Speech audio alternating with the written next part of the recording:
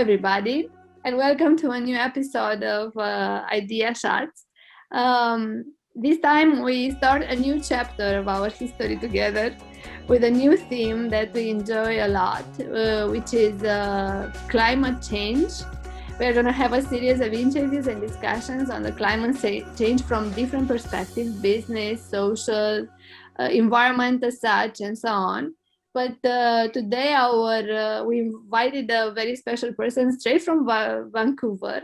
Her name is Colienne Regout. She is the founder and the CEO of Look for Loops. I hope I pronounced it right. And she's a facilitator for circular economy and sustainability strategies. But she's going to explain us a little bit more about what it's all about. Hello, Colienne. Hi. Hi, everyone. Good to be here. Thank you for the invitation.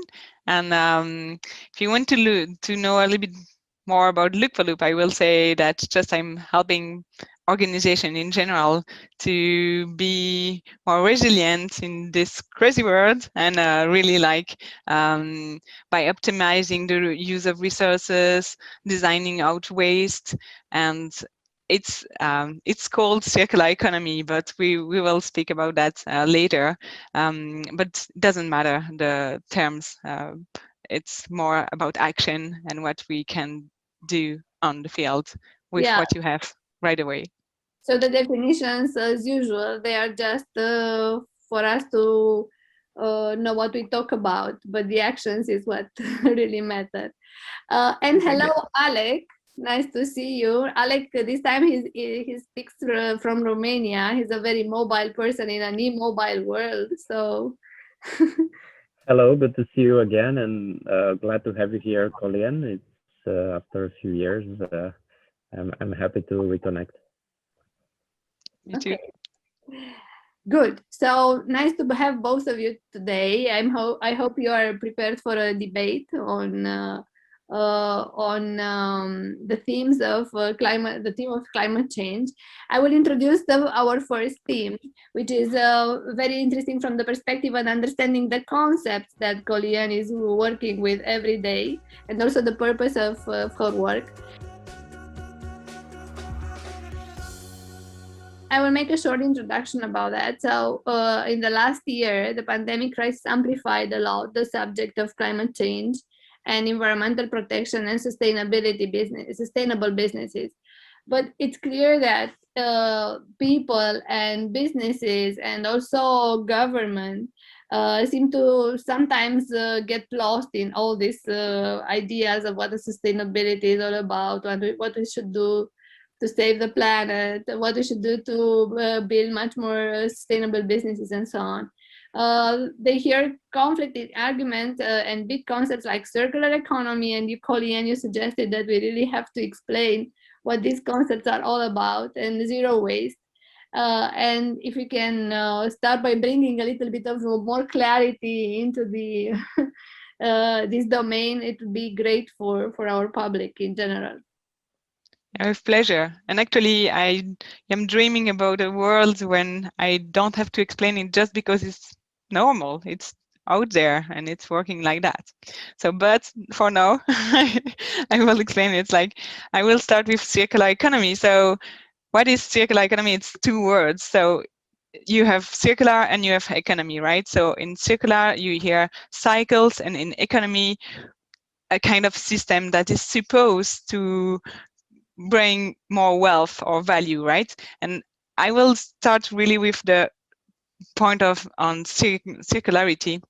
So actually it exists out there, it's in nature. So let's take a tree, for example. You have the seed, and then it's growing, and then you have a beautiful fruit tree. And when the tree is mature, it has leaves that fall down, nourish the soil, and or even the branch of the tree can host beautiful birds and squirrels, and it's really useful during the whole life of the tree. But at one point, the tree will fall down and die, and then you have this tree, this dead tree, but coming apart and nourishing again the soil and maybe for insects or little animals as well, or another seed, not specifically the same tree, but and it can go on and on like that. And that's how I feel. I like to explain circularity even to my 5 years old, because he sees it's out there, it exists, and there is no waste in this process. But if you take the opposite kind of system that there is out there in terms of economy, it's like the mainstream process you can see in our society is way more linear. Basically, you take some raw resources, you make something out of it, you use it, and then you throw it away, preferably out of your business or home, and that somewhere that nobody can see it, right? And that's super linear, and in this kind of system you are actually losing a lot of value, and you are hurting a lot of species, or even human, including human, right, during the process. And the problem is that we live on a finite planet, right? We know it now because we speak a lot of climate change, and it's not only about resources, but it's also how the resources are still there, right? And so what if we keep the value over time and make it circulate in loops? And that's really what is about circular economy. So it starts, I can explain a little bit, like only with 3 other words. It's like you start with redesign. You redesign your goods and products, then to basically to narrow the flow of resources. Then you take a look of how you can reuse and optimize the resources. Think about repairing, refurbishing, all this stuff that's actually slowing the flow of resources. And then you have the recovery. What is happening at the end of the process? It's like, okay, you have used your good or services a lot, and then there is at one point something that is not usable anymore. So what is happening at the end of the process? And so how do you make it part of the process of regeneration, and so you can keep going and it's continuing on and on? Thank you. It's for the examples. I mean, it made a lot of clarity into the subject from the very beginning. Now I will direct my question towards Alec, the following question towards Alec, and ask him, how far do you think we are from this linear business model that Colienne was talking about, to the circular one? Because it Pretty looks far. Sorry for the moment. I will take the hat of the optimist, that people would say, an optimist always says, people say, oh, it cannot go worse than this, and the optimist says, but yes, we can go worse than this. So I will take this hat of the optimist and say, I would say that unfortunately we are far, because what happens is that what Colienne explained is a wonderful principle of circularity, and the problem is that the way we conceive of economy today is based, in fact, up to now, to the complete elimination of circularity. And this has to do with the fact that the economy was developed in the trail of the Western philosophy that from the 18th century on eliminated the idea of cyclicity and introduced the idea of progress that would kind of overrule everything else, right? So much so that we, even in our daily lives, we do everything to hide not only the waste, but to also hide our mortality, our own mortality as human beings. So that's why COVID was a very interesting reminder of the finitude of our own bodies, and perhaps the fact that the economy that says that we can grow forever is not exactly the economy that is sustainable for the planet. So why I'm saying we're far is that even in the processes in which we use circular economy, we still work with an idea of economy that is linear and progressive. We still want to make plus value. We still want to grow without acknowledging the finitude. So it's like we separate. Oh, we can create growth out of finitude, but these two things need to be kind of integrated to understand that finitude is within the growth, is not separated from. So I hope Colienne's practices are showing this to the businesses, but I don't know. Let's hear. Make me think about indeed the word growth as a big deal, and I really like to speak in terms of thrive. It's like, okay, how we can, in the limits of the earth, how can we thrive, and instead of this obsession with growth, it's and I don't want also to speak too much about, oh, we have to reduce and live in a very, very lean life. We can also enjoy the life which is developing, and how to really take care of this resource in a way that is not overwhelming the ecosystem. It's really also a kind of a mindset, I feel. Yeah, this leads me to our second theme of the discussion, which is actually focusing on the growth plan. You know, for many years, and even recent years, the people that were taking care of the planet, or to keep the planet alive and safe and so on, were living and working apart from the people that were doing businesses and money.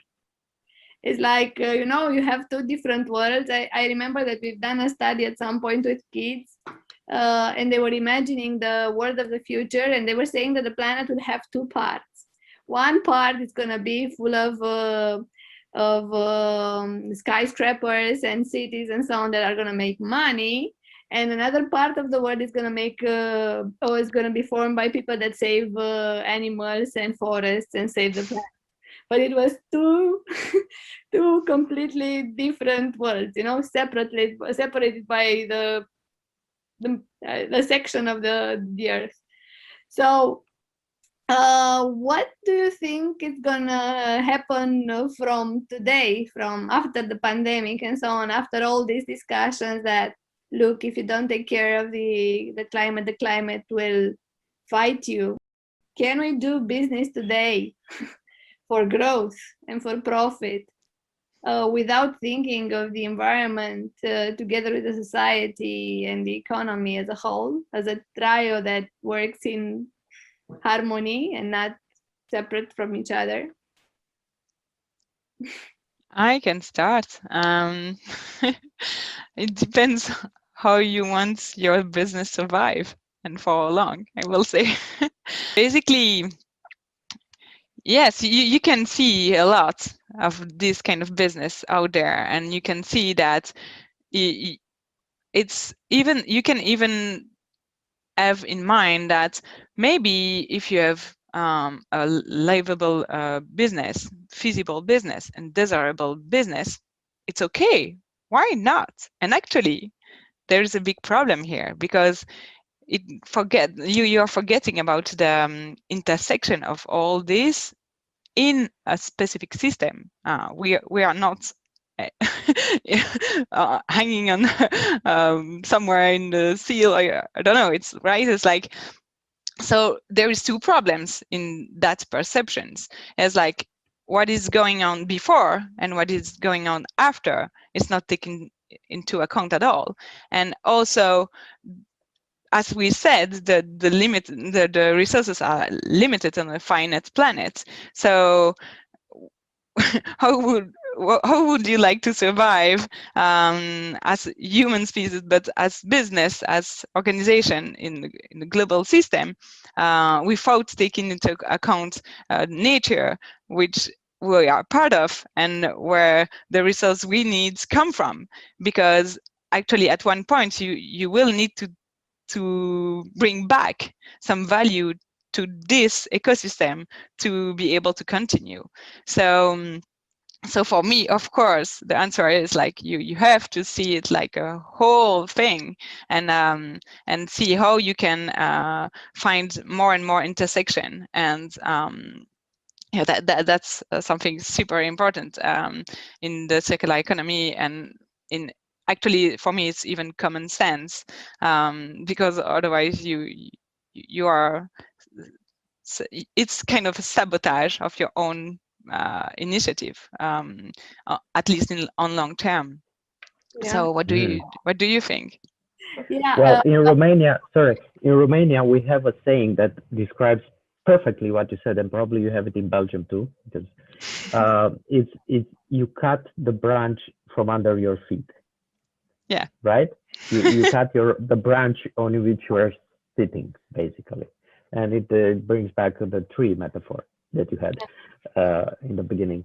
But if I just may say that I totally agree with you, and I think that there's a lot of pressure today for the businesses to think in these terms, at least to have an environmental ethics in their business model, if not really to think in practices that would take into the consideration a systemic view, not only about the business and the profit making of that square business, but how the business influences stakeholders that are outside in its immediate shareholders.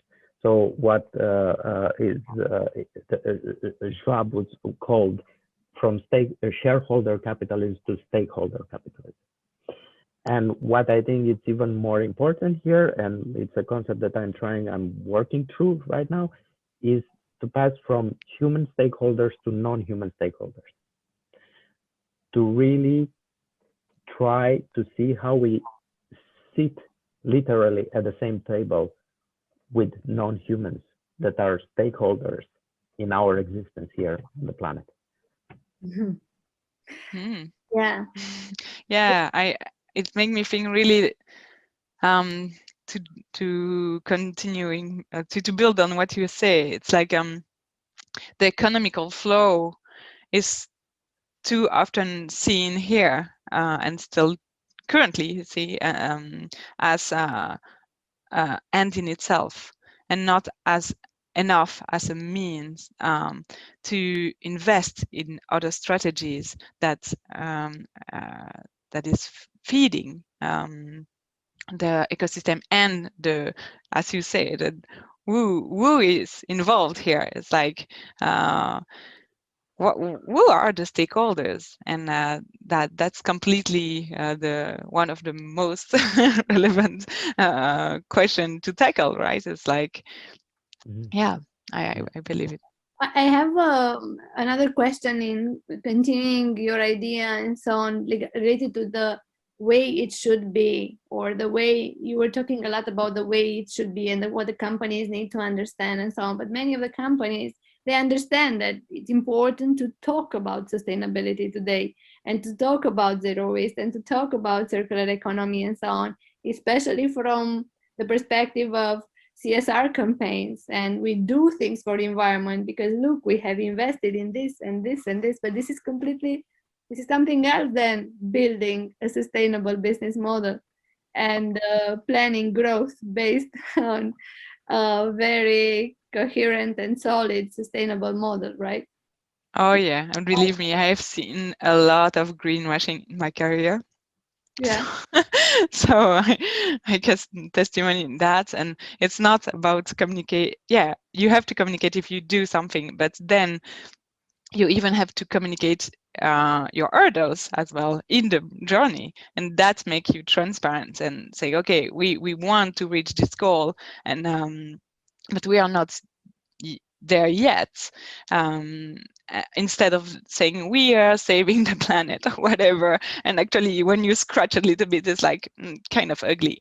And so, and even in circular economy, there is vicious cycles, because sometimes by making things cheaper, and because of repairing and so on, or taking back, sometimes it encourage even more purchasing. So you have to be very careful about that to really stay with the focus of making positive impact and optimizing the resource you have on hand, and also stay focused with the impact you want to make linked directly with your core business.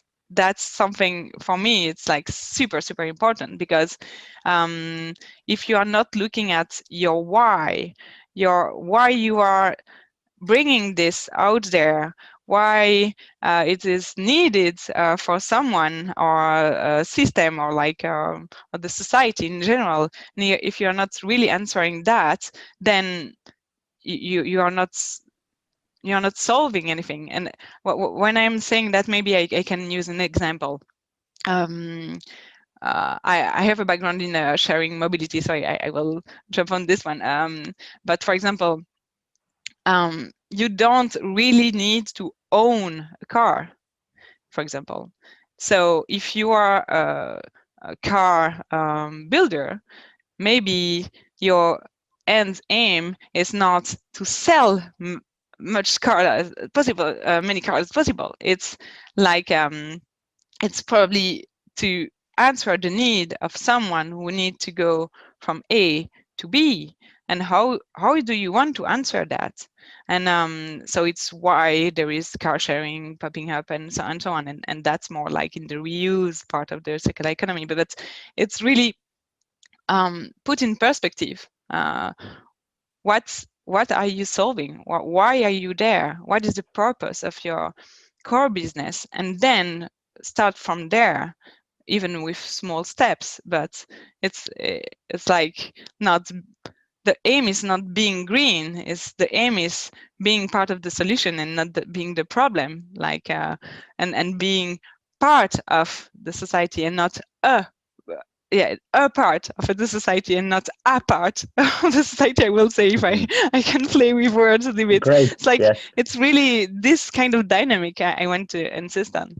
Yeah, excellent. It looks like a plan, but it also looks like it's more than a plan, actually, because if you look at several studies, even made by big consultant company like Accenture and so on, they are saying, they are speaking about circular economy in terms of billions and trillions of opportunities, because it costs, it cut costs, or even create more employment, because you are taking care of the resources, so you need to keep them on the market, so it means repairing and so on. So there is a lot of value adding in the inner loops of the process.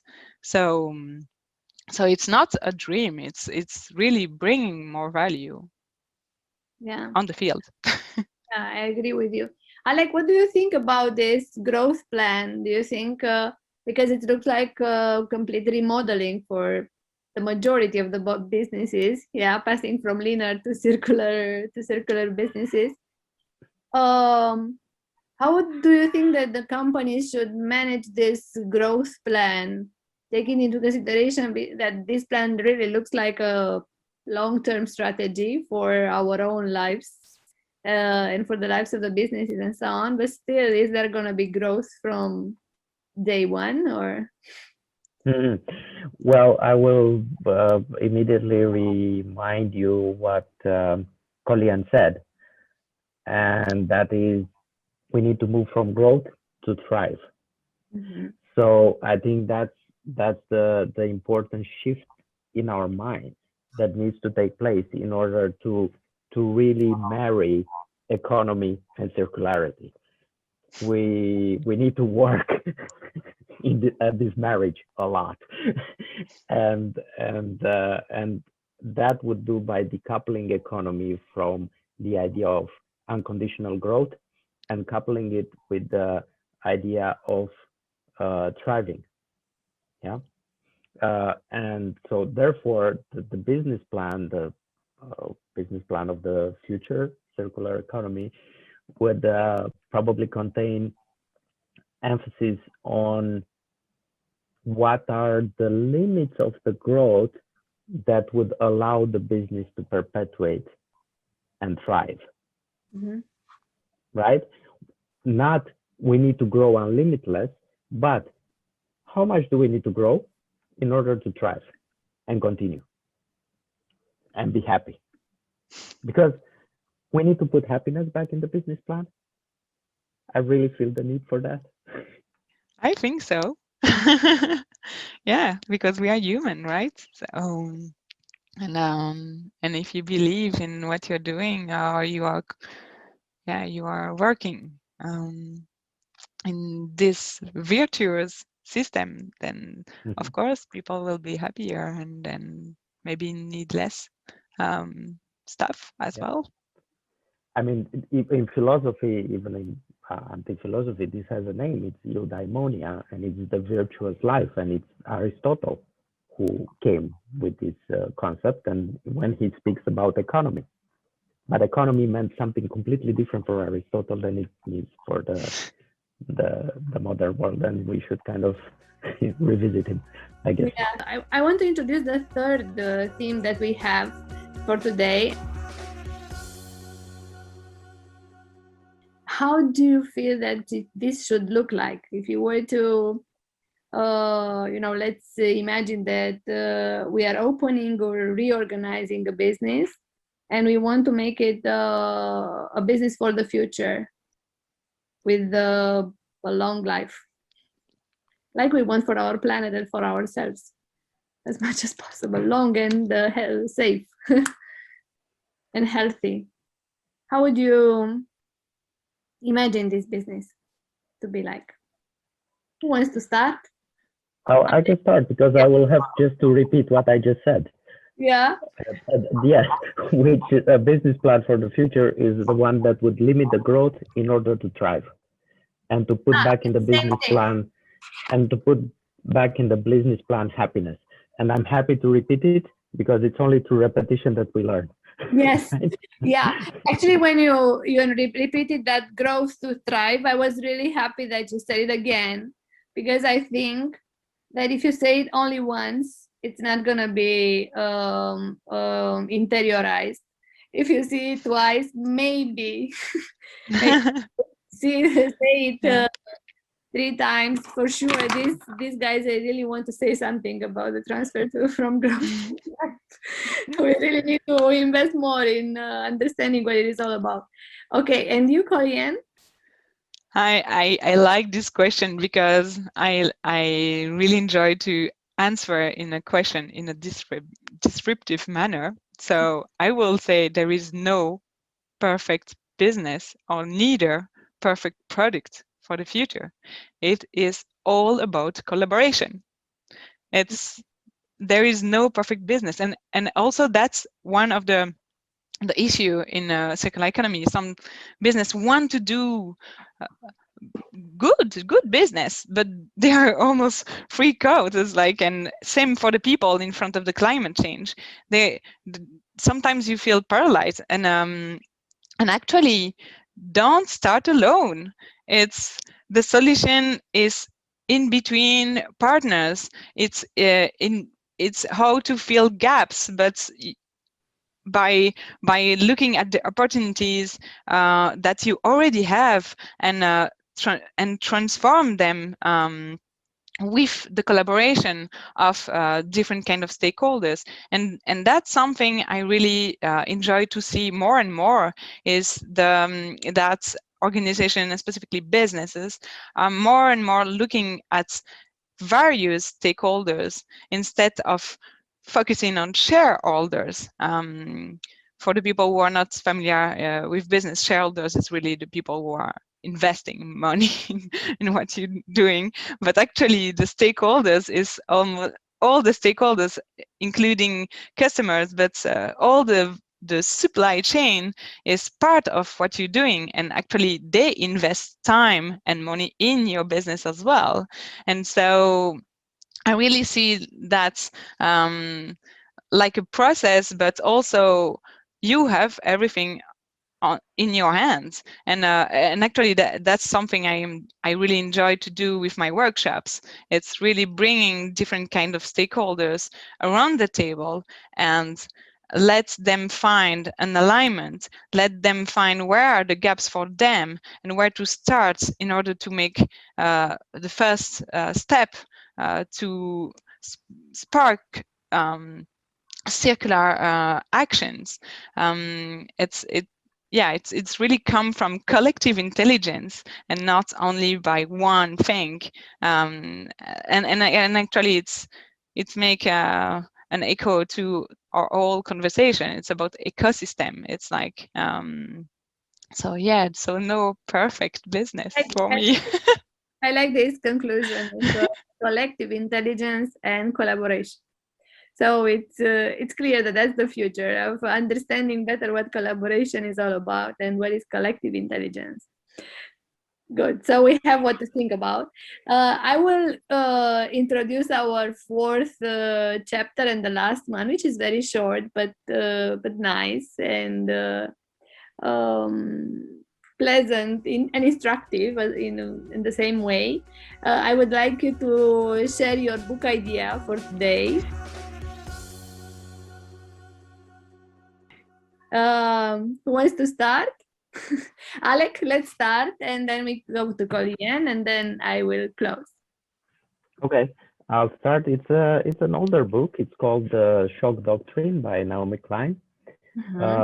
In between, she wrote another one that is very good. It's called This Climate Change. This Will Stop Everything. But this is a good book to start with in order to understand how growth capitalism works and how fear is embedded in that system, and that we need to shed away the fear in order to embrace nature and our own finitude. Excellent. And Colienne? I have this one. This is kind of thick. It's called a Circular Economy Handbook, and it's written by... Can you show it like this? A Circular Economy Handbook, and it's written by Catherine Whitman. It's the second edition. And what I like in this book is that you can find many examples, even strategies that you can apply in your own business.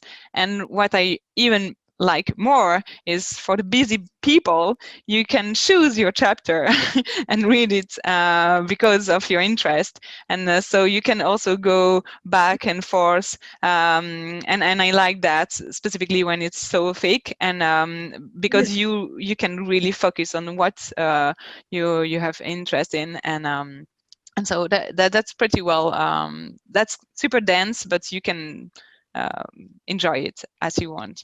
Yeah, I will share my book as well. It's in Romanian, but I'm sure it has been translated.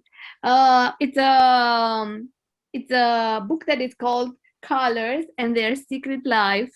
It's written by Cassia St. Clair, and it talks about, I don't know, hundreds of colors and nuances, like endless, you know, lots of things to read about. And about their significance through history and art, and all the emotionality that they accumulated during the years. Of course, many of them are they can be found in nature, because nature is so complex that it's endless. And I like reading 2 or 3 pages every night. Okay, let's do the sum up. 2 or 3 words that sums up your conclusions for tonight, or for today, sorry. It's tonight in my case, but not for everybody. So 2 or 3 words to summarize and help our public to stay focused on 2 or 3 ideas or words. Only 3 words. Yes. Limit growth to thrive. Limit growth to thrive. Okay, and Colienne? I think I have something. Yes. So I will say that I encourage everyone to really be bold out there and be bold enough to ask the hard question, to find where you can be part of the community and why do you want to do it, and how it's make an impact on long term from today. That's really something that I want to emphasize, and probably also to put a focus on the fact that you are not alone. And so think about who else can be part of your journey. And yeah. Yeah. Thank you. So I will conclude as well with an advice for all the businesses in the world that build the brand architecture strategies, you know, like pyramids with needs and functional benefits and emotional benefits and mantra and so on, to add a new floor to that, which is the sustainability purpose and not the business purpose and the brand purpose. From the brand purpose, that's, you know, that's under God. And have a purpose for that. Yeah, that's my conclusion. Okay. Bye, everybody.